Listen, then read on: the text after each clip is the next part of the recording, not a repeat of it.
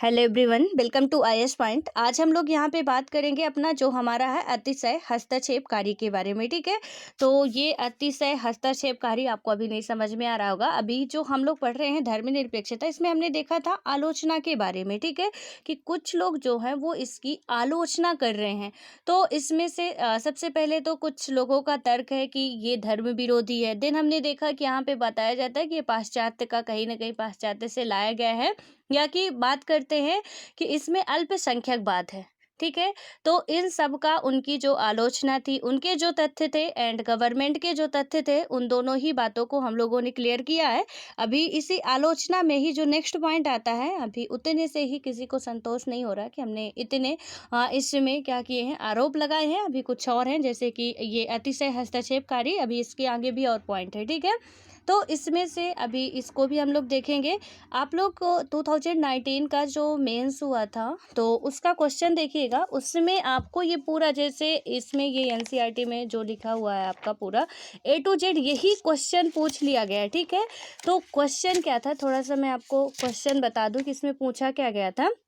धर्मनिरपेक्षता के भारत के संविधान के उपागम से फ्रांस क्या सीख सकता है। ठीक है, तो यहाँ पे हमने देखा था कि फ्रांस भी एक धर्मनिरपेक्ष राष्ट्र है, लेकिन हमने फ्रांस में देखा था कि जो राज्य सत्ता थी वो उस पे क्या कर रही है, मतलब कि जबरदस्ती या उस पे अपना जो भी वर्चस्व है वो बनाए रखने की कोशिश कर रही है।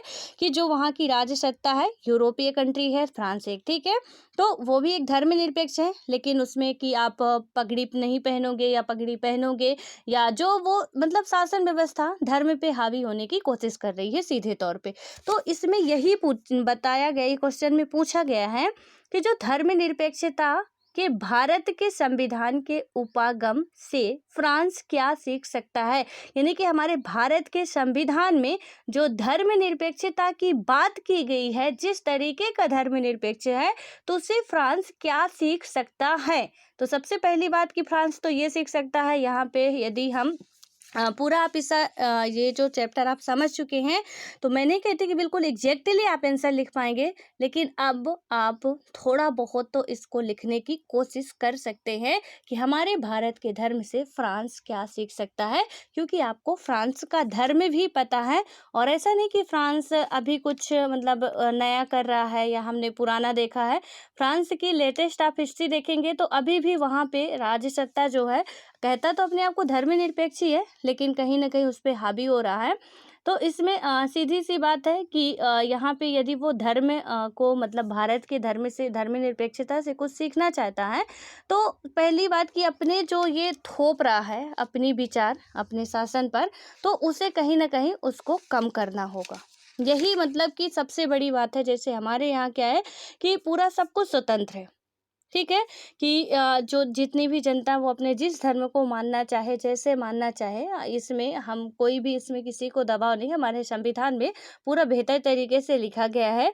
और लेकिन फ्रांस के जो फ्रांस में है, वहाँ पे कहीं ना कहीं जो ये उनके ऊपर प्रति जबरदस्ती का ये दिखाया जा रहा शासन सत्ता के द्वारा, तो कहीं ना कहीं भारत के मतलब भारत को देख के वो लोग इससे सीख सकते हैं कि धर्मनिरपेक्ष राष्ट्र कैसा होना चाहिए। ठीक है, तो अब इतना तो मैं आशा कर सकती हूँ कि थोड़ा वो जो अभी मैंने क्वेश्चन बताया, तो आपके पास यदि प्रीवियस ईयर के क्वेश्चन पेपर होंगे तो आपको वहाँ से मिल जाएगा। देखिएगा 2019 का ये क्वेश्चन है, शायद चौथा या पांचवा क्वेश्चन है, तो उससे आपको पूरी क्लियरिटी आएगी कि कैसे। ठीक है, तो कभी भी क्वेश्चन इससे बन सकते हैं। मैंने कल ही आपको बताया था कि प्री के लिए ये चैप्टर उतना इम्पोर्टेंट नहीं है जितना मेंस के पॉइंट ऑफ व्यू से इम्पोर्टेंट है। और आपको क्वेश्चन भी देखने को मिल गया।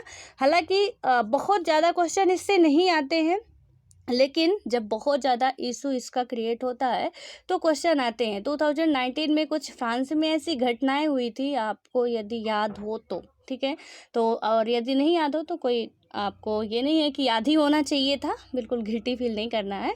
तो वहाँ पे कुछ ऐसी घटनाएं हुई थी और उसी के आधार पे ये पूछ लिया गया कि यानी भारत से वो क्या सीख सकता है।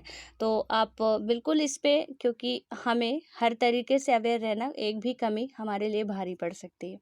क्योंकि हमें 800 में से सिलेक्शन चाहिए, हमें बहुत वैकेंसियाँ नहीं मिलती है और उसमें से फिर हमें किस तरीके से चलना है वो तो आप बहुत अच्छी तरीके से अब समझ चुके हैं। तो अब हम आते हैं अपने पॉइंट पे, यहाँ पे जो भी हम पढ़ रहे थे इसमें क्या था, अतिशय हाँ हस्तक्षेपकारी है। यहाँ पे क्या बातें की गई है कि जो ये चौथी आलोचना है और यहाँ पे इसमें कहा जाता है कि जो धर्मनिरपेक्षता है उत्पीड़नकारी है और समुदायों की धार्मिक स्वतंत्रता से अतिशय हस्तक्षेप करती है। देन क्या होता है कि यह भारतीय धर्मनिरपेक्षता के बारे में गलत समझ है। तो इसमें क्या बताया जा रहा है कि जो वो कहते हैं, ऐसा आलोचक कहते हैं कि उत्पीड़नकारी है और समुदायों की धार्मिक स्वतंत्रता में अतिशय हस्तक्षेप करती है। तो इसमें बताया गया है कि ये कहीं ना कहीं धर्मनिरपेक्षता के बारे में गलत समझ रहे हैं लोग। यहाँ पे क्या होता है कि यह सच है कि पारस्परिक निषेध के तौर पर धर्म और राज्य के संबंध विच्छेद के विचार को ना मानकर भारतीय धर्मनिरपेक्षता धर्म में क्या कर रही है, हस्तक्षेप को अस्वीकार कर देती है। लेकिन यहाँ पे ये भी बताया गया है कि इससे यह निष्कर्ष नहीं निकलता है कि अतिशय हस्तक्षेपकारी है या भारतीय धर्मनिरपेक्षता धर्म से सैद्धांतिक दूरी कायम रखने पर चलती है, जो हस्तक्षेप की गुंजाइश भी बनाती है। इसके अतिरिक्त हस्तक्षेप का यहाँ पे मतलब अपने आप में उत्पीड़नकारी हस्तक्षेप नहीं होता है। ठीक है, तो यहाँ पे यदि आप आरोप भी लगा रहे हो कि इसमें अतिशय हस्तक्षेप किया जा रहा है ऐसा कुछ, तो हाँ कुछ जगह पे है ऐसा, लेकिन आप एकदम से हम ऐसा नहीं कर सकते कि हर जगह पे है। आपको कौन आके ये रोक रहा है, आप अल्पसंख्यक में देख चुके हैं हम लोग कि जहाँ पे उसे ऐसा लगता है कि हमें यहाँ पे क्या करना चाहिए कि कुछ हस्तक्षेप करने की ज़रूरत है, तो ऑब्वियस है वो करेगा। लेकिन मैंने आपको पहले ही क्लियर कर दिया था कि कभी भी ना तो सुप्रीम कोर्ट के पास, ना तो हमारी संसद के पास, ना किसी जो भी हमारी राज्य सत्ता में बैठे मेंबर है उनके पास, और ना तो हमारे संविधान में ऐसा कुछ प्रावधान किया गया है कि आपके धर्म को परिवर्तन कराने के लिए जबरदस्ती करेंगे वो लोग। आपके धर्म की रक्षा के लिए वो आगे आ सकते हैं कि कोई दूसरा हनन कर रहा है तो वहाँ पे वो आ सकते हैं, आपको न्याय दे सकते हैं। लेकिन ये कहें कि आप अपना इस धर्म को छोड़िए, यहाँ पे प्रॉब्लम्स है, और ये जो दूसरे वाले चाह रहे हैं आप उस धर्म में चले जाइए, तो ऐसा कोई नहीं कह सकता है। ये बात आप बिल्कुल कंठस्थ कर लीजिए कि यहाँ पे किसी को राइट ये तो बिल्कुल नहीं है। हस्तक्षेप करना एक अलग बात है कि चलो ठीक है कि जो अल्पसंख्यक लोग हैं उनके लिए यदि हम कुछ अलग से कर रहे हैं तो ये भी है कि हाँ उनके लिए एक विशेष की ज़रूरत है, इसलिए करना भी कहीं ना कहीं उचित होगा। और एग्जाम्पल के थ्रू हम लोगों ने समझा था कि कैसे करना उचित होता है। उसके बाद क्या होता है कि ये बिल्कुल सही है कि भारतीय धर्मनिरपेक्षता राजसत्ता समर्थित धार्मिक सुधार की इजाज़त देती है। लेकिन क्या होता है कि इससे ऊपर से आरोपित किए गए बदलाव या उत्पीड़नकारी हस्तक्षेप के समान नहीं माना जाना चाहिए। लेकिन यह आपत्ति तो की ही जा सकती है कि क्या हमेशा ऐसा होता है, यानी कि अब यहाँ पे जब ऐसा नहीं माना चाहिए तो कहीं ना कहीं ये तो क्वेश्चन उठता है कि क्या ऐसा हमेशा ही होता है। फिर क्या होता है कि विभिन्न धर्मों के निजी कानूनों में सुधार अभी तक क्यों नहीं हुआ है। तो जो विभिन्न धर्म है, दूसरा क्वेश्चन यहाँ पे फिर से निकलता है कि जो विभिन्न धर्म है तो उनके निजी कानूनों में सुधार अभी तक क्यों नहीं हुआ। जब ऐसा नहीं आप कहते हैं तो उनके निजी धर्मों के कानूनों में सुधार अभी तक क्यों नहीं किया गया, क्वेश्चन यहाँ पे ये उठ रहा है। उसके बाद क्या होता है कि भारतीय राज्य के समक्ष यही बड़ी सुविधा है, यानी कि दुविधा है, सॉरी। ठीक है, तो इसमें क्या है कि ये सबसे बड़ी दुविधा है कि एक धर्मनिरपेक्षवादी निजी कानूनों को संविधान द्वारा संरक्षित समुदाय विशेष के अधिकारों के रूप में देख सकता है। दिन क्या होता है कि वह इन कानूनों का विरोध भी कर सकता है क्योंकि ये महिलाओं को बराबरी का दर्जा नहीं देते और इसीलिए अन्यायपूर्ण है। यानी कि हम धर्मनिरपेक्षता कहते हैं कि सबके लिए समान राइट है। तो आपके एक धर्म में, सपोज मान के चलिए हिंदू धर्म में, यहाँ पे अभी तो हमने कह दिया कि आप अपना धर्म मान सकते हो, एक हिंदू अपना धर्म मान सकता है, एक मुस्लिम अपना धर्म मान सकता है, एक ईसाई अपना धर्म मान सकता है। ठीक है, लेकिन अब प्रॉब्लम्स कहाँ पे आ गई, क्वेश्चन ये उठ रहा है कि जब आप कह रहे हो कि धर्मनिरपेक्ष है तो इसमें से बात अब कहाँ पे आ रही कि आप एक ही धर्म में, नहीं हिंदू धर्म में ही आप महिलाओं को मंदिर में नहीं जाने दे रहे हो, महिलाओं को पूजा करने का हक आप नहीं दे रहे हो। तो ये भी तो कहीं ना कहीं प्रॉब्लम्स वाली बात है। कि आप अभी तक के उसमें केस में देखा गया कि ज़्यादातर मतलब मैंने ये पूरा आपको हिस्ट्री बताई है कि महिलाओं को क्यों मंदिर में नहीं जाने दिया जाता था। और ये शबरी वाला मंदिर का जो लॉर्ड अयप्पा रहते हैं जहाँ पे विराजमान है, तो वहाँ पे नहीं जाने दिया जाता था। इसका केस काफ़ी लंबा चला, काफ़ी लंबा, तब जाके अभी इसके निर्णय आए हैं। तो यहाँ पे मतलब ऐसा क्या कि आप धर्मनिरपेक्षता की बात कर रहे हो, सबकी इक्वलिटी की बात कर रहे हो, लेकिन एक ही धर्म के अंदर यानी मुस्लिम धर्म के अंदर ही जो महिलाएं हैं तो उनके लिए आप रिस्ट्रिक्शंस लगा दे रहे हो कि सिर्फ पुरुष करेंगे, महिलाएं नहीं कर सकती हैं, नमाज नहीं पढ़ सकती हैं, या कुछ उनका जो भी होता होगा वो नहीं कर सकती हैं। तो फिर ऐसा क्यों? बात तो सही है कि ऐसा क्यों? फिर जब ऐसा है कि आप हम धर्मनिरपेक्षता की बात करते हैं, बराबरी की बात करते हैं, तो महिलाओं को बराबरी का दर्जा तो हम नहीं देते हैं। तो कहीं न कहीं ये भी तो एक गलत बात ही हुई ना। उसके बाद क्या होता है कि साथ ही ये भी कहा जा सकता है कि ये कानून धर्मनिरपेक्षता के बुनियादी सिद्धांतों का तिरस्कार करते हैं और इन्हें अंतर्धार्मिक वर्चस्व से स्वतंत्रता की अभिव्यक्ति भी समझा जा सकता है और अंतःधार्मिक वर्चस्व की मिसाल भी। अंतर्धार्मिक और अंतःधार्मिक ये दोनों बताया गया। तो इसमें से थोड़ा-सा ये बात कहीं न कहीं सही भी है कि ऐसा यदि हो रहा है तो फिर क्यों हो रहा है? उसके बाद क्या होता है कि ऐसे आंतरिक टकराव जो है किसी जटिल सिद्धांत के स्वाभाविक अंग होते हैं, लेकिन ज़रूरी नहीं कि ये हमेशा हमारे साथ बने रहें। यानी कि जो आज हमारी किसी के साथ थोड़ा मनमुटाव है, तो ज़रूरी नहीं लाइफ़ टाइम तक बना रहेगा। महिलाओं को मंदिर में नहीं जाने दिया जाता था, लेकिन आज वो समय नहीं है जब नहीं जाने दिया जाता था। बिल्कुल साथ में जाती हैं, पूजा करती हैं, सब कुछ है। हाँ, कई जगह पे है, आप बहुत गहराई पे पढ़ेंगे, कुछ जनजातियाँ हैं ऐसी। आपको मैं एक बहुत इंटरेस्टिंग बात बताऊँ, तो अभी हम लोग ना बहुत ऊपर-ऊपर का उड़ रहे हैं। मतलब ये मान के चलिए ना कि कहीं हमारा कोई वो रूट है ही नहीं, हम उड़ रहे हैं अभी। कि बहुत दुनिया पढ़ रहे हैं, देश पढ़ रहे हैं। अपने एक रूरल एरिया में जाए ना हम लोग, तो हमारे यहाँ पे या अपने स्टेट पे ही जाए, बहुत सारी जनजातियाँ निवास करती हैं। और ये यहाँ पे आपने अभी तक ये सुना होगा कि जो पुरुष है वो बारात लेके जाता है और दुल्हन को लेके आता है। ठीक है? लेकिन कुछ जनजातियाँ ऐसी हैं जिनके यहाँ ऐसे रीति-रिवाज हैं, उनके भी अपने-अपने धर्म, रीति-रिवाज सब कुछ होते हैं, सबके अलग-अलग होते हैं। तो उनके यहाँ क्या होता है कि लड़की बारात लेके जाती है, लड़के को विदा करा के घर लाती है। ठीक है? तो ये भी एक बहुत अच्छा मतलब मुझे तो कभी ऐसा मौका मिले देखने का तो देखूँगी ज़रूर कि मतलब जब लड़की की विदाई होती है तो घर छोड़ता है तो ऑब्वियसली रोती ही है, तो लड़का भी रोता ही होगा जब वो विदाई करके घर से जाता होगा। मतलब जब वो दुल्हन आती है और उसे विदा करके ले जाती है, तो वो भी एक जब कोई दृश्य देखेगा तो उसमें आत्मा को शांति पहुँचाने वाला ही होगा, ठीक है? तो वहाँ पे कुछ ऐसी बातें भी हमारे देश के अंदर ही हो रही हैं, ठीक है? जो हमें अभी नहीं पता है। उसके बाद कुछ जनजातियाँ ऐसी हैं जहाँ पे अभी क्या हो रहा है कि पैसा लड़की वाले देते हैं। आपको ये पता होगा ना कि पैसा लड़की वाले देते हैं।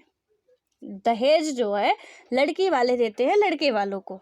लेकिन कुछ जगह पे ऐसा है, कुछ ऐसी जातियाँ हैं जहाँ पे क्या होता है कि लड़के वाले पैसा देते हैं लड़की वालों को और उनके लिए लाभ ही लाया गया है, क्योंकि लड़की वाले इतना ज़्यादा दहेज ले लेते थे कि जितना लड़के वालों की औकात नहीं होती थी। जैसे आज लड़कियों के लिए है कि मतलब दहेज नहीं लिया जाएगा, तो कुछ ऐसी जनजातियाँ अपने में, कहीं विदेश की बात नहीं कर रही हूँ, मैं अपने देश की बात कर रही हूँ कि जब आप अपने ही स्टेट में पढ़ेंगे, आप मतलब भारत में भी मत जाइए, अपने ही स्टेट का पढ़िए, वहाँ पे आप देखेंगे कि ऐसे भी अभी यहाँ पे धर्म और नियम कानून या अपनी जाति धर्म को मानने वाले लोग हैं।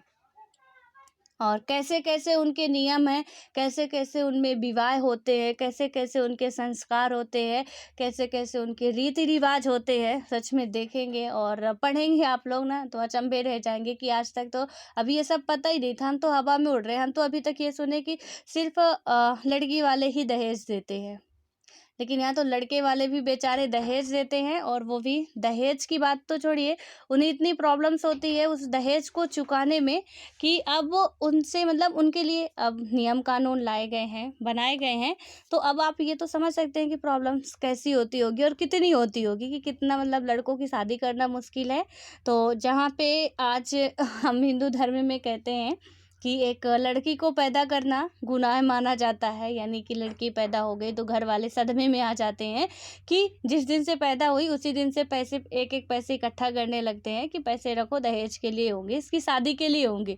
तो उस जहाँ पे जिस जाति में ऐसा होता है कि वर पक्ष वालों को दहेज देना पड़ता है, तो अब आप उनकी कंडीशन सोचिए कि उनका भी कुछ ऐसा ही होता होगा कि भैया लड़का ना पैदा हो तो अच्छा होगा, लड़की ही पैदा हो तो दहेज मिलेगा। तो वहाँ पे तो कहीं न कहीं एक जो वुमेन इसका है हमारा महिला सशक्तिकरण का, तो कहीं न कहीं बेहतर है। लेकिन कुछ ही जनजातियों में ऐसा होता है, हर एक उसमें नहीं होता है, कुछ ऐसी हैं तो उनमें ही होता है। आप लोग पढ़ेंगे तो आपको बहुत अच्छे तरीके से क्लियरिटी आएगी कि क्या कैसे है। इसलिए मैं बता रही हूँ कि अभी हम लोग ना हवा में उड़ रहे हैं, बहुत ऊपर-ऊपर की बात कर रहे हैं, दुनिया पढ़ रहे हैं, अपने देश में भी सही से नहीं आ पा रहे हैं। अभी हम दुनिया में ही भटक रहे हैं। अपने घर में आएँगे जिस दिन, उस दिन पता चलेगा कि हमारे यहाँ होता क्या-क्या है, सारी चीज़ें, ये है क्या चीज़ें। तो इसमें से यहाँ पे अब हम देख रहे हैं कि जो हमारे अंदर टकराव होता है, ये स्वाभाविक अंग है और ये बना ही रहता है, ठीक है? कि किसी के मन में कोई डाउट्स होगा, कुछ भी होगा, तो ये सारी चीज़ें होती रहती हैं, लेकिन ज़रूरी नहीं कि हमेशा हमारे साथ बने रहे। और ये कानून अलग-अलग धर्मों में विवाह, उत्तराधिकार और अन्य पारिवारिक मामलों को संचालित करते हैं। और निजी कानूनों को इस तरह से सुधारा जा सकता है कि वे अल्पसंख्यक अधिकारों के साथ-साथ पुरुषों और महिलाओं के बीच बराबरी की भी मिसाल बने रहें।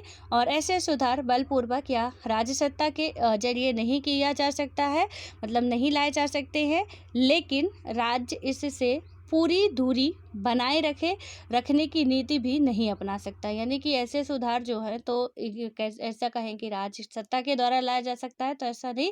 हाँ, ये भी है कि राज्य इससे पूरी दूरी बना ले, ऐसा भी नहीं है, वरना हमें न्याय कौन दिलाएगा, ठीक है? उसके बाद क्या होता है कि राज्य सत्ता को हर धर्म के अंदर उदारवादी और लोकतांत्रिक आवाज का समर्थन करने के जरिए मददगार की भूमिका निभानी होगी। तो अब राज्य सत्ता ना तो हट सकता, ना इसमें साथ दे सकता, तो क्या कर सकता है? फिर ये सिर्फ इतना कर सकता है कि ये उदारवादी लोकतांत्रिक आवाज का समर्थन करने के लिए, मतलब करने के जरिए क्या करे, मददगार इसकी भूमिका हो सकती है। तो इसमें से ये कुछ बातें थी। देन उसके बाद आता है वोट बैंक की राजनीति। थोड़ा सा आज इसे भी समझिए आप कि क्या होती है वोट बैंक की राजनीति का धर्म से संबंध। क्वेश्चन इसमें भी बना है कि किस तरीके से और बन भी सकता है। इस टाइम पे आपको पता है कि जो चुनाव हो रहे हैं और चुनाव में अभी क्या सिचुएशन हो रही है, वहाँ से आप बहुत मतलब बनने की संभावना आने वाले वर्षों में हो सकती है। क्योंकि ये धर्म ना वोट बैंक में काफ़ी ज़्यादा काम आ रहा है। यहाँ पे पूरा इसको पढ़ते हैं, उसके बाद मैं कुछ और इंटरेस्टिंग बातें आज बताने वाली हूँ आपको। तो इसमें क्या हुआ कि जो 5वां तर्क यहाँ पे आता है कि यह दिया जाता है कि धर्मनिरपेक्षता वोट बैंक की राजनीति को बढ़ावा देता है। यानी कि धर्मनिरपेक्षता क्या कर रहा है? वोट बैंक की राजनीति को बढ़ावा दे रहा है। और अनुभव दावों, मतलब दावे के तौर पर यह पूर्णतः असत्य भी नहीं है। बिल्कुल ये पूर्णतः असत्य भी नहीं है। जिसने ऐसा कहा है कि ये वोट बैंक की राजनीति का है, तो कहीं ना कहीं अंश मात्र का ही बट सही है। अभी अंश मात्र का तो हम सिर्फ अपने संविधान की मतलब गरिमा को बनाए रखने के लिए कह रहे हैं, लेकिन अभी देखते हैं कितना हद तक सही है, ठीक है? इसमें क्या होता है, मगर हमें इस मुद्दे को ठोस परिप्रेक्ष्य में मतलब देखना होगा। प्रथमतः क्या होता है कि लोकतंत्र में राजनेताओं के लिए वोट पाना जरूरी है। यानी जो राजनेता है उनके लिए तो वोट पाना जरूरी है, क्योंकि यदि नहीं पाते तो भारी से भारी मतों पे वो विजयी कैसे होंगे? यानी कि जिसकी मेजोरिटी ज्यादा होगी, विजयी तो वही होना है, सत्ता पे वही आना है यहाँ पे, और कुछ काम नहीं आने वाला। और उसके बाद क्या होता है कि यहाँ पे क्या बताया गया कि यह उनके काम और अंग हैं। और लोकतांत्रिक राजनीति बड़ी हद तक ऐसी ही है। लोगों के किसी समूह के पीछे लगने या उनका वोट पाने की खातिर क्या होता है, कोई नीति बनाने का वादा करने के लिए राजनेताओं को दोष देना उचित नहीं होगा। और असली सवाल तो यह है कि वे ठीक किस मकसद से वोट पाना चाहते हैं। यानी कि इसमें हम राजनेताओं को दोष दें ऐसा नहीं है। मेरा मकसद या राइटर जो बता रहे हैं इसमें कि मकसद इतना है, वो किस आधार पे वोट मांगते हैं, वो किस मकसद से वोट पाना चाहते हैं। यहाँ पे सवाल ये उठ रहा है, ठीक है। इससे सिर्फ उन्हीं का हित है या विचाराधीन समूह की भी मतलब जो भी वहाँ के अदर मेंबर हैं उनका भी हित है, यानी कि कोई भी राजनेता सत्ता पे आना चाहता है, आपको लॉलीपॉप दे रहा है, उसका मकसद क्या है? सीधी सी बात है कि बिना फायदा के कोई आने वाला नहीं है। या तो उसका इतना अच्छा इंसान होगा कि आपकी बिल्कुल सेवा में लीन होने के लिए आने वाला होगा, या तो वो अपने ऐशो आराम के लिए आने वाला होगा। ये तो तय बात है, ठीक है। कोई ना कोई तो मकसद होगा। और राजनेता यदि ऐसा ही करते तो आज राजनीति बदनाम नहीं होती कि लोगों की भलाई के लिए आते। हालांकि ऐसा नहीं कि सब नहीं करते हैं, करते बिल्कुल, तभी देश चल रहा है। और यहाँ पे मतलब ये है कि आप पूर्ण तरीके से कुछ भी बातें नहीं कह सकते हो। आप अप्रोक्स लगा सकते हो कि ऐसा है, बट हम कहें कि पूरी तरीके से राजनीति भ्रष्ट है, जी नहीं। अब हम कहें कि पूरी तरीके से राजनीति बेटर है, तो ये भी गलत है। तो यहाँ पे आप थोड़ा मेरी बातों को आई होप कि समझ रहे होंगे जो मैं बताना चाह रही हूँ, कि इसमें से हमें सबसे पहले ये जानना है कि ये किस मकसद से वोट पाना चाहते हैं, और उसके बाद क्या होता है यहाँ पे, यदि किसी राजनेता को वोट देने वाला समूह उसके द्वारा बनवाई नीति से लाभान्वित नहीं हुआ तो बेशक वह राजनेता दोषी होगा। यदि अल्पसंख्यकों का वोट चाहने वाले धर्मनिरपेक्ष राजनेता उनकी इच्छा पूरी करने में समर्थ होते हैं तो यह उस धर्मनिरपेक्षता परियोजना की सफलता होगी जो आखिरकार अल्पसंख्यकों के हितों की हिफाजत करती है। तो यदि राजनेता ने कहा कि आप हमें क्या करिए, वोट दीजिए, हम आपका सपोर्ट करेंगे, तो हमने दिया, भैया आशा करके दिया हमने कि ये हमारा सपोर्ट करेंगे, हमारे धर्म की रक्षा करेंगे, हमारे धर्म को आगे बढ़ाने में मदद करेंगे, या हमारी किसी भी तरीके की, चाहे वो आर्थिक, सामाजिक, धार्मिक किसी भी तरीके की हो, इनसे हमें हेल्प मिलेगी, हमारा एक बहुत बड़ा तबका जो है इनसे लाभान्वित होगा। लेकिन बाद में पता चलता है, जब वो यहाँ पे सत्ता पे आ जाते हैं तो हमें पता चलता है कि भई ये तो लॉलीपॉप खिला रहे थे, मुंह में डाल के निकाल लिए। यहाँ पे तो पूरा हम चूस भी नहीं पाए, उसे मुंह में डाल के ये निकाल लिए। पहले जब तक इन्हें वोट चाहिए था मुंह में मेरे डाले थे, उसके बाद जैसे ही इन्हें वोट मिल गई, ये सत्ता पे आ गए, हमारे मुंह से छीन लिया, हमारे मुंह का जो निवाला था उसे भी छीन के ले गए। अब तो हमारे हाथ में कुछ नहीं रहा। तो यहाँ पे और यदि इन्होंने कर दिया, यदि इन्होंने कहा अल्पसंख्यक से उनके धर्मों के आधार पर उनसे वोट मांगे और इन्हें मिल भी गया और इन्होंने जो भी कहा था वो पूरा भी कर दिया, तो वहाँ पे कहीं ना कहीं ये उनकी सफलता होगी। और कोई ना खुश हो चाहे खुश हो, लेकिन अल्पसंख्यक समुदाय तो खुश ही होगा कि इन्होंने हमारे लिए ऐसा किया है। लेकिन क्या होता है, अगर कोई व्यक्ति विचाराधीन समूह का कल्याण अन्य समूहों के कल्याण और अधिकारों की कीमत पर करना चाहे, तब क्या होगा? अब यहाँ पे यदि कोई भी व्यक्ति जो समूह का कल्याण या अन्य समूहों के कल्याण और अधिकारों की कीमत पर करना चाहे, तब क्या होगा? और यदि धर्मनिरपेक्ष राजनेता बहुसंख्यकों के हितों को नुकसान पहुंचाए, तब क्या होगा? यानी कि धर्मनिरपेक्ष राजनेता जो है वो बहुसंख्यकों को नुकसान पहुंचाए। अब इसमें तो सीधे बनी बनाई बात है ना कि अल्पसंख्यक से आपने इस आधार पे वोट मांगी, उन्होंने दे दिया और आप वहां पे विजयी हो गए, और उसके बाद क्या हुआ, आपने बहुसंख्यकों को तो सब कुछ नष्ट करने पे धुल गए। अब ऐसे में क्या हुआ, जब आप सत्ता पे आ गए तो सिर्फ आप अल्पसंख्यक बस के प्रतिनिधि नहीं रह गए। भले ही आपको बहुसंख्यक वालों ने वोट ना दिया हो, लेकिन आप अब प्रतिनिधि उनके भी कहलाओगे। यानी कि एक मंत्री जो है तो वो आपका भी मंत्री कहलाएगा। यदि आप एक स्टेट में हो, हम भी उसी स्टेट में हैं, हमने भले उसे वोट ना दिया हो, लेकिन वो हमारा भी मंत्री कहलाएगा और आपका भी कहलाएगा। अब इसमें से वो क्या करे कि आपने उसे दिया, सपोर्ट किया, तो वो आपकी हेल्प करे या कुछ भी करे और हमारा शोषण करे, तो ये तो फिर हमारे हक के खिलाफ हो जाएगा। भले ही हमने वोट नहीं दिया, हमारी मर्जी, हमने नहीं दिया तो नहीं दिया, लेकिन अब वो यहाँ आके हमसे दुश्मनी निकाले, ऐसा तो हो नहीं सकता। ठीक है, और ऐसा हो रहा है यदि, तो समस्या बहुत बड़ी है। और इसमें वही बताया जा रहा है कि यहाँ पे नुकसान पहुंचाए तब क्या होगा, और तब एक नया अन्याय पैदा होगा। अब एक नया अन्याय बिल्कुल ऑब्वियस है कि पैदा हो रहा है कि हमने नहीं दिया, वो हमारा राइट था, हमारी जिसे मर्जी हम उसे देंगे। लेकिन ये जो राजनेता यहाँ पे अब आके कर रहे हैं, हमसे दुश्मनी निकाल रहे हैं कि एक बार सत्ता पे आ जाए, आप जो जो वोट देगा हम उसी उसी के लिए करेंगे, और जो नहीं देगा हम उसके लिए नहीं करेंगे। इसीलिए मतदान जो होता है वो गुप्त होता है। अदरवाइज आपको पता है कि समस्या कितनी क्रिटिकल हो जाएगी हमारी देश में, कि यदि किसी को ये पता चल गया, सपोज आपके यहाँ बीजेपी वाले भी आते होंगे, कांग्रेस वाले भी आते होंगे, जेडीयू वाले भी आते होंगे और बहुजन समाज पार्टी वाले भी आते होंगे, बहुत सारी पार्टियों के आपके यहाँ लीडर आते होंगे आपसे वोट मांगने के लिए, ठीक है। आप सबको हाँ करते हो, आपके वोट का वैल्यू एक ही है, आप एक ही बार वोट कर सकते हो, उसमें आपकी अमिट शाही लगी होती है और आपके सिग्नेचर वगैरह जो भी है हो जाते हैं, उसके बाद आप वोट नहीं कर सकते हो।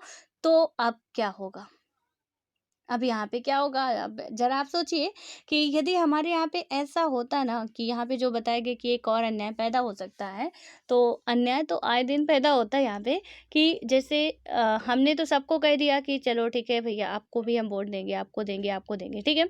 जब वोट देने जाते हैं हम तो उसे ही देते हैं जिसे हम चाहते हैं, हम जिसके भक्त होते हैं, हमें लगता है कि ये आदमी जो है वो सही है, हमारे भले के लिए काम करेगा, हम उसे चुनने की कोशिश करते हैं, हम उसे देंगे, चाहे फिर वो कांग्रेस का हो, चाहे जेडीयू का हो, चाहे फिर हमारा बीजेपी का हो, उससे हमें मतलब नहीं है। हम जिसे चाहते हैं हम उसे वोट देंगे, ठीक है। आते सब है, कहते हम सबको हैं कि भैया हाँ हम आपको देंगे, आपको देंगे, आपको देंगे, सबको कहते हैं, लेकिन हम देते नहीं हैं। हम एक को ही देंगे क्योंकि हमारे पास एक का ही राइट है, चाहे हम जिसे दे लें। चाहे नोटा सेलेक्टेड बटन दबा के आप अपनी वोट भी वेस्ट कर सकते हो, किसी को मत दो। यानी आप किसी को नहीं चाहते तो अब तो नोटा सेलेक्टेड बटन है, आप उसे सेलेक्ट करिए और बाहर निकल आइए। लेकिन यहाँ पे ऐसा होता, जो मैं अभी बताने जा रही हूँ, कि हमने किसे वोट दिया, एक राजनेता को पता है, यानी जितने भी लीडर हैं, जो भी चुनाव लड़ रहे हैं, उन सबको पता है कि इस पब्लिक में, इस वार्ड में, इस मेंबर ने किसे वोट दिया, इसने किसे दिया, इसने किसे दिया, इसने किसे दिया। सबका डाटा उनके पास आ जाए कि कौन से मेंबर नाम सहित कि इसने ये वोट नहीं दिया, इसने दिया, इसने दिया, इसने दिया। और तब क्या होगा कि गलती से कोई भी व्यक्ति, इनमें से जब सारे के पास ये नॉलेज है, अब क्या किए कि जब पता चलता है इनको कि ये विजयी हो जाते हैं, ठीक है, कि जो भी मतलब हमने किसे दिया, लेकिन मेजॉरिटी ज़्यादा जहाँ पे थी वो विजयी हो गए। अब जिसे हमने वोट नहीं दिया था वो सत्ता पे आ गया। अब उसे तो नाम पता है कि इस बंदे ने वोट नहीं दिया, इसने वोट नहीं दिया, यानी कि जितने नहीं दिए उसे पता है कि ये वोट दिए हैं, ये नहीं दिए हैं। अब वो क्या करने लगे आके हमारी शासन व्यवस्था में, जब इधर आ जाए तो अब तो वो जो प्रधानमंत्री यानी कि जो हमारे राज्य के मुख्यमंत्री बन रहे हैं, या अब हमारे जिला के पार्षद बन रहे हैं, सांसद बन रहे हैं, अब वो आके हम पे क्या करेंगे कि आपके जिला का सरपंच ही बन रहा हो, मतलब आपके गांव का सरपंच ही बन रहे हो, अब वो आके क्या करेंगे कि भैया तुमने तो वोट नहीं दिया था, अब मैं सत्ता पे आ गया हूँ, अब मैं तुमको बताता हूँ कि क्या कर सकते हैं हम। तो यहाँ पे क्योंकि उसके पास डाटा है कि इसने वोट नहीं दिया, इसीलिए हमारा मतदान गुप्त होता है। यहाँ पे किसी को नहीं पता चलता, किसी भी लीडर को पता नहीं चलता है कि इस बंदे ने हमें वोट दिया है या इसने हमें वोट नहीं दिया। किसी को, आप जिसे चाहें चुपचाप जाइए, अपना गुप्त मतदान कीजिए, कोई आपको हस्तक्षेप नहीं करने वाला है।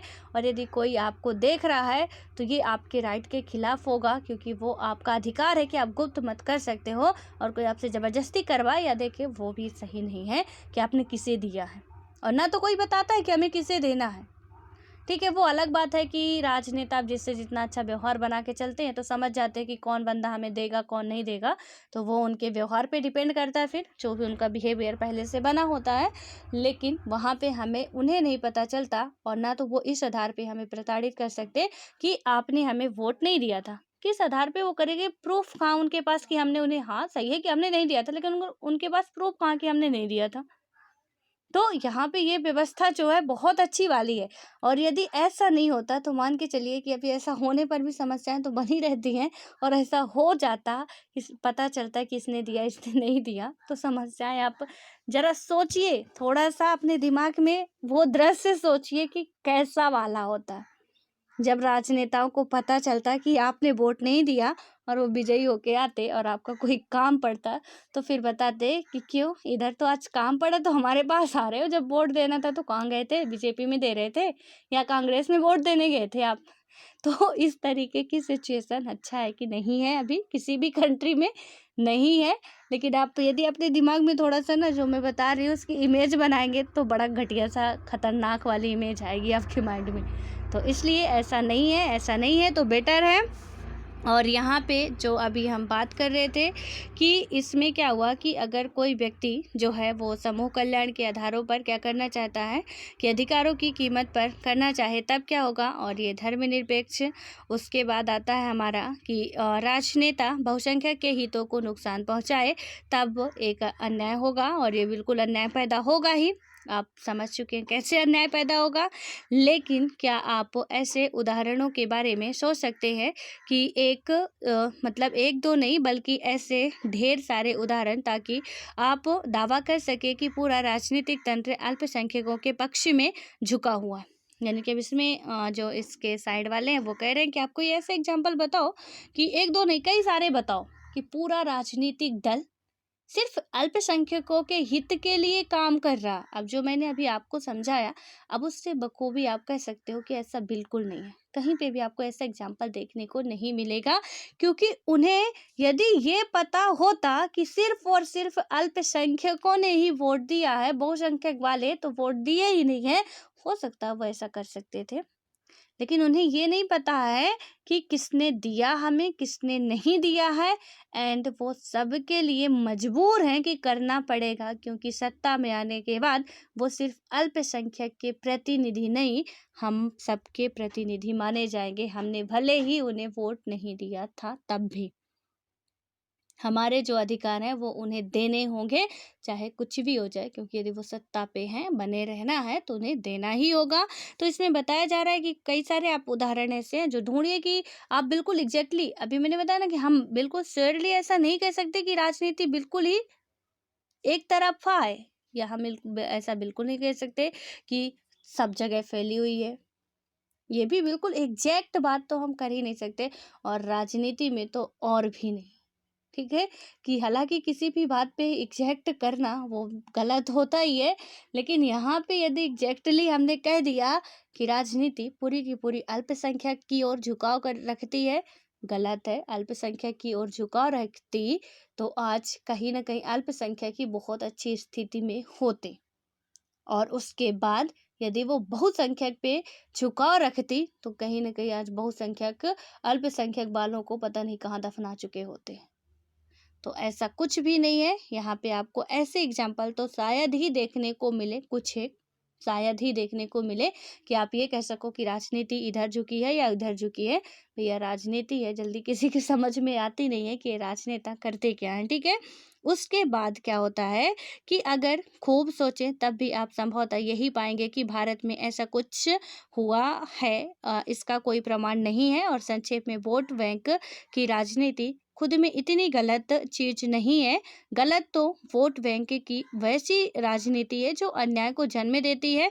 महज यह तथ्य कि धर्मनिरपेक्ष दल वोट बैंक का इस्तेमाल करते हैं और कष्टकारक नहीं है। भारत में हर समुदाय के संदर्भ में सभी दल ऐसा करते हैं, और यहाँ पे हर समुदाय के दल ऐसा करते हैं, इसमें से कोई बड़ी बात नहीं है। तो इसमें आप समझ चुके होंगे कि डायरेक्टली आप सीधे कह दो कि भारत वोट बैंक की राजनीति वाला देश है, तो फिर ये जो धर्मनिरपेक्ष है कहीं ना कहीं वोट बैंक को बढ़ाने की राजनीति को इसको बढ़ावा देता है।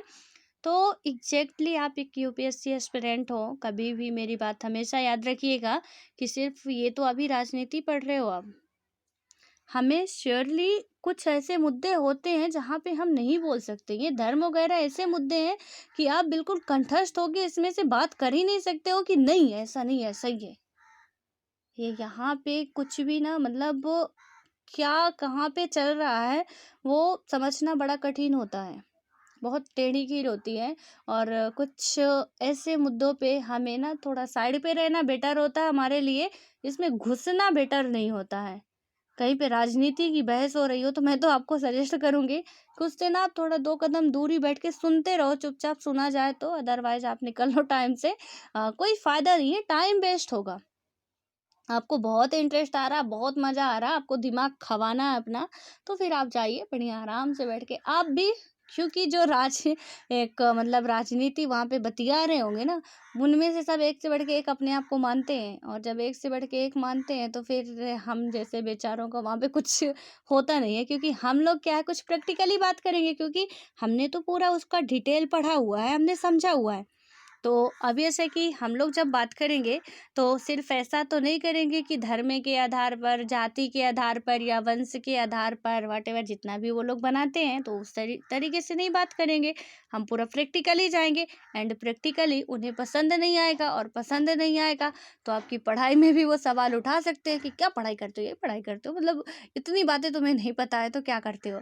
तो वहाँ पे फिर आपको ये साबित करना पड़ेगा सब कुछ छोड़ के कि आप पढ़ते क्या हो। इससे बेटर है कि वहाँ से ना दूरियां बना के रखो। हमको अपने काम से काम रखना है। और यदि किसी को राजनेता ही बनना है तो फिर उनके लिए तो ये बहुत अच्छा चांस होगा कि आप लोग ऐसे डिस्कस डिबेट करते रहा करिए कि हमें क्या करना चाहिए। और मैं उस दिन इसीलिए बोली थी कि कहीं राजनीति में आप इतना ना घुस जाओ कि फालतू के बचेड़े में पड़ जाओ। हमारे एग्जाम के लिए जितना इम्पोर्टेंट है हम उतना करेंगे, हमें और से मतलब नहीं है। दुनिया क्या कर रही है, कहाँ जा रही है, कैसे है, वो सब हम देखेंगे। तो फिर मतलब हम यही देखते रह जाएंगे, अपना कौन देखेगा। ठीक है, तो बस इतना ही। आप लोग अपने एग्जाम पे फोकस करिए। अब यहाँ पे एक और इसका है, इसको भी कवर कर लेते हैं। यह क्या है कि एक असंभव परियोजना। तो यहाँ पे अभी इसमें भी थोड़ा सा अब बता रहे हैं कि ये एक असंभव परियोजना है। अब कैसे है कि अंतिम उन्मादपूर्ण आलोचना यह हो सकती है कि धर्मनिरपेक्षता नहीं चल सकती, क्योंकि यह बहुत कुछ करना चाहती है।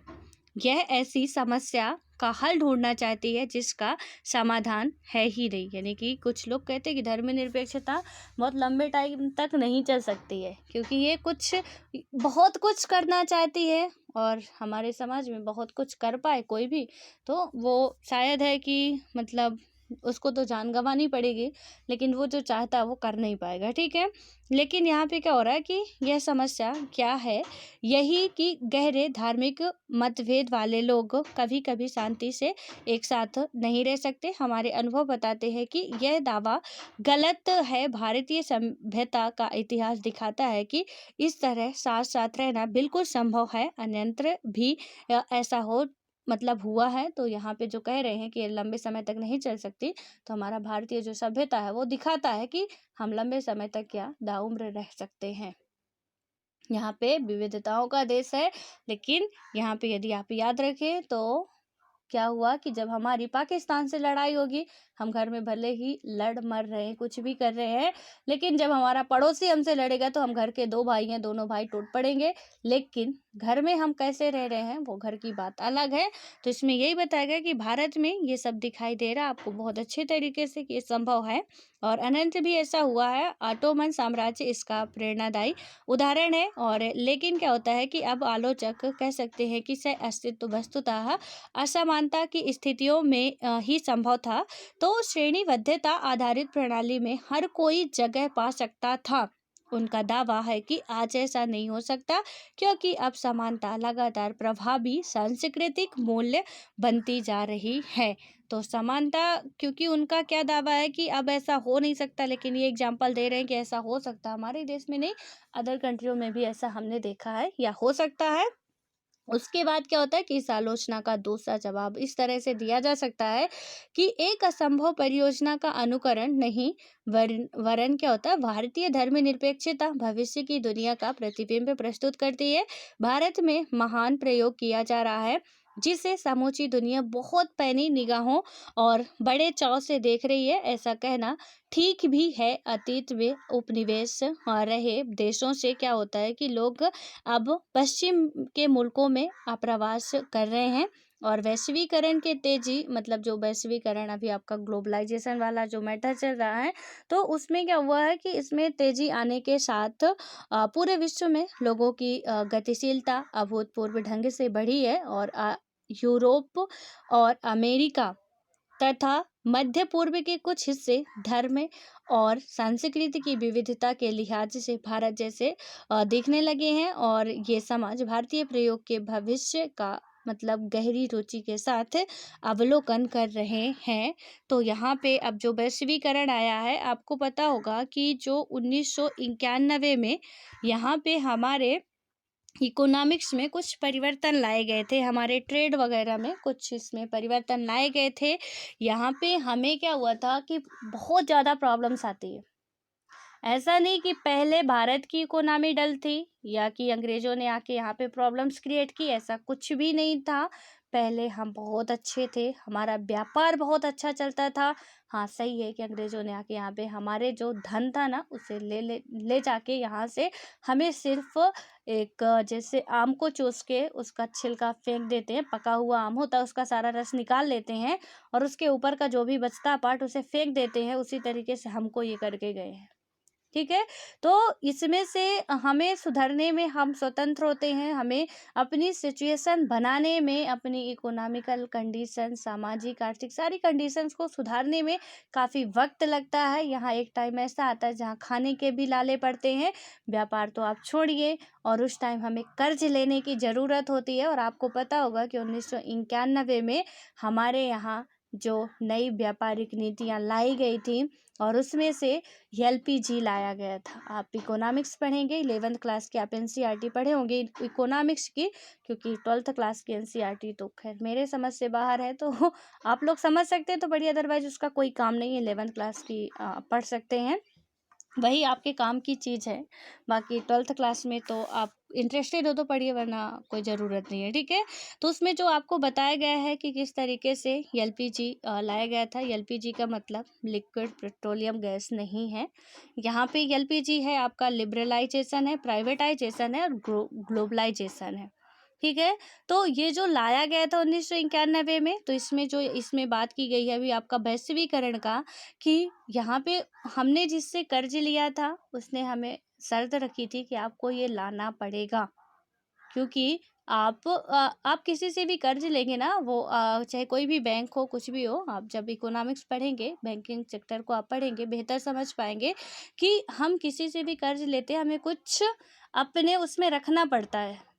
वो सिक्योरिटी रखवाते हैं कि भैया हम किस आधार पे आपको कर्जा दे दें कि आप हमारा चुकता कर दोगे, वरना हम तो ऐसे किसी को भी दे दे तो वो हमें दिवालिया करके चला जाएगा, बैंक ही बंद करना पड़ जाएगा। तो उसमें से चाहे आप ज़मीन रख के कर्जा लो या सोन गोल्ड रखो, फिर उसके बाद पैसा लो, मतलब कुछ भी आप रखो वहाँ पे वो आप रखवाएंगे और फिर पैसा देते हैं आपको। ये पूरा आप समझिएगा। तो यहाँ पे यही है कि जब वैश्वीकरण बढ़ता है तो यहाँ पे देश दुनिया के, हमारे देश के अदर कंट्री में, अदर कंट्री के हमारे देश में ऐसा सिस्टम फिर चलने लगता है कि व्यापार वगैरह के लिए आना जाना शुरू हो जाता है, ठीक है। तो ये सारी चीज़ें होती है और धर्मनिरपेक्षता, और कोई ऐसा भी होता है कि जाके यहाँ का कोई भी आदमी जाके अमेरिका में ही रह गया, तो हो सकता है कि वो या तो अमेरिका के धर्म को अपना ले या यहाँ के कुछ धर्मों को वहाँ पे जो भी अपनी फैमिली बसाता है, बनाता है, और वहाँ पे उनका मिक्सचर जो भी, मतलब कि वो अपने धर्म को या अपने धर्म को कुछ इस तरीके से, तो कहीं ना कहीं वहाँ भी इसका प्रचार प्रसार हो रहा है। तो ऐसा नहीं है, हर जगह पे ये सिस्टम पूरा चल रहा है। तो जितनी भी आलोचनाएं हुई उनकी सारे के हमने विखंडन भी देखा कि क्या कैसे होता है।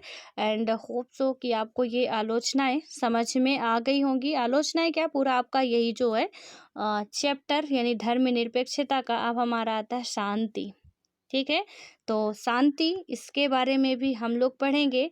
हमारी लाइफ में शांति के क्या मायने होते हैं, क्या कैसे होते हैं, वो अब हम समझेंगे। और हमारी लाइफ के बारे में ही नहीं, अदर लोगों को भी शांति चाहिए होती है, उनके लिए कितनी इम्पोर्टेंट होती है, उसे भी हम लोग यहाँ पे समझेंगे, ठीक है। तो अब थोड़ा सा संविधान संशोधन की बात कर लेते हैं। तो इसको भी कवर करना है, साथ साथ करते चलते हैं, क्या दिक्कत है, ज़्यादा नहीं है, हो जाएंगे, इसके साथ ही हो जाएंगे। तो यहाँ से क्या होगा कि थोड़ा ना आपको ऐसा फील हो कि हमने कुछ पढ़ा है।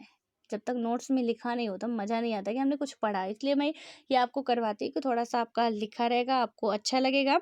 देन आप लोग अब यदि नोट्स निकाल लिए हो तो उसको लिखना। यहाँ पे हम 25वें संविधान संशोधन तक की बात कर चुके हैं एंड आई होप कि आप लोग लिख भी रहे होंगे साथ साथ और उसे याद भी कर रहे होंगे। और लिख नहीं रहे हैं तो प्लीज़, आपके पास बुक होगी या कहीं से भी आपके पास जहाँ भी संशोधन लिखे हों, चाहे लुसेंट की हो चाहे लक्ष्मीकांत की हो, आप उससे ही याद करते चलिए मेरे साथ। दो दो करके भी याद करेंगे तो आपका वो बहुत इजीली कवर हो जाएगा, ठीक है। तो आपके लिए ये अच्छा ही होगा, इसलिए ज़्यादा मैं नहीं कराती हूँ, बस इतना ही, दो तीन, तो ये याद भी हम कर सकते हैं और आप उसको रिवाइज करते चलेंगे तो बहुत अच्छे तरीके से याद हो जाएगा। यहाँ पे हम बात करेंगे 26वां संविधान संशोधन। और इसमें क्या हुआ था, 26वां संविधान संशोधन जो 25वां हुआ था वो भी कब हुआ था, 1971 में हुआ था। जो 26वां हमारा होता है ये भी 1971 में ही होता है, ठीक है। और इसके अंतर्गत क्या होता है कि भूतपूर्व देशी राज्यों के शासकों की विशेष उपाधियों एवं उनके प्रीवी पर्स को समाप्त कर दिया गया है।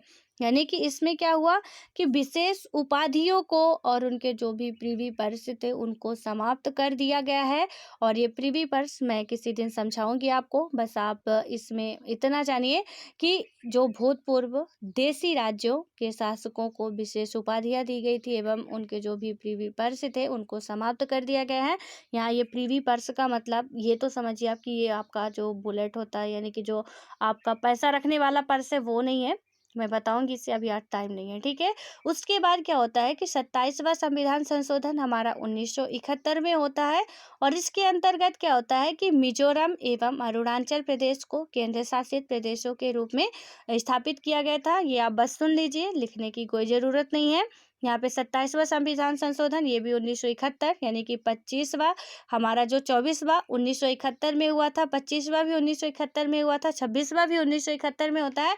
और 27वां संविधान संशोधन भी 1971 में होता है, यानी 24 से 27 तक एक ही सन में होते हैं।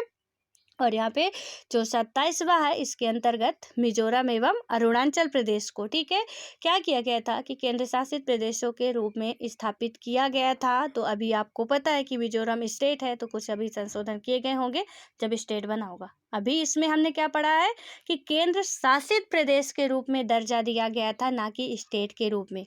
किसको? अरुणाचल प्रदेश को। दोनों दोनों ही ये पूर्वोत्तर के हमारे राज्य है, तो यहाँ पे इन दोनों को ही 27वें संविधान संशोधन के उसमें केंद्र शासित प्रदेश का दर्जा दिया गया था। उसके बाद क्या आता है 29वां संविधान संशोधन 1972। और इसके अंतर्गत क्या होता है कि केरल भू सुधार संशोधन अधिनियम 1969 तथा केरल भू सुधार संशोधन अधिनियम 1971 को संविधान की 9वीं अनुसूची में रख दिया गया, जिससे इसकी संवैधानिक वैधता को न्यायालय में चुनौती नहीं दी जा सकती है। और जब भी ना आपको समझ में आए कि कोई भी विषय 9वीं अनुसूची में रखा गया, तो एक तो लैंड से रिलेटेड होगा, भूमि सुधार से ही रिलेटेड होगा जो 9वीं अनुसूची में रखा जाएगा, और वो न्यायालय में चुनौती देने के लिए फिर योग्य नहीं रह जाएगा। सीधे ये दो बात आप क्लियर कर लीजिए कि 9वीं अनुसूची में कुछ भी आप जाके रख दो ना, वो फिर अब आप सुप्रीम कोर्ट उसके लिए नहीं जा सकते हो। यहाँ पे ये बात की गई है। तो केरल का भूमि सुधार जो था 29वें संविधान संशोधन के तहत इसमें क्या कर दिया गया कि उसको 9वीं अनुसूची में ले जाकर रख दिया गया था। उसके बाद आता है आपका यहाँ पे 31वां, ठीक है। तो ये जो 31वां संविधान संशोधन है, क्योंकि बीच के जो हमारा 30वां है तो वो इतना इम्पोर्टेंट नहीं है। 31वां संविधान संशोधन 1973 आता है। और इसमें क्या होता है कि इसके द्वारा लोकसभा के राज्यों, मतलब लोकसभा के सदस्यों की संख्या, ये बहुत इंपॉर्टेंट है, आप इसे लिख लीजिए। जो 31 संविधान संशोधन है हमारा 1973 का, यहाँ पे क्या हुआ था कि लोकसभा के सदस्यों की संख्या 525 से 545 कर दी गई। और केंद्र शासित प्रदेशों का प्रतिनिधित्व 25 से घटाकर 20 कर दिया गया, यानी कि केंद्र शासित प्रदेशों का जो प्रतिनिधित्व होगा वो 25 से घटाकर 20 कर दिया जाता है 31वें संविधान संशोधन में। और लोकसभा की संख्या पहले 525 थी, अब क्या हो गई है 500, इसमें 45 हो गई है। और यहाँ पे इसकी भी संख्या कैसे कैसे होती है कि कितने राज्य से इसमें मेंबर होते हैं, देन उसके बाद कितने नॉमिनेटेड मेंबर होते हैं। तो वो सारी बातें हम जब लक्ष्मीकांत पढ़ेंगे तो समझेंगे, अभी बस इतना डिटेल में हमें नहीं जाना है। बस ये इतना समझिए आप कि 31वें संविधान संशोधन के अंतर्गत ओनली लोकसभा में, अभी राज्यसभा की बात नहीं हुई है, तो लोकसभा के मेंबर्स में 200 जो 525 थे उन्हें 545 कर दिया गया है।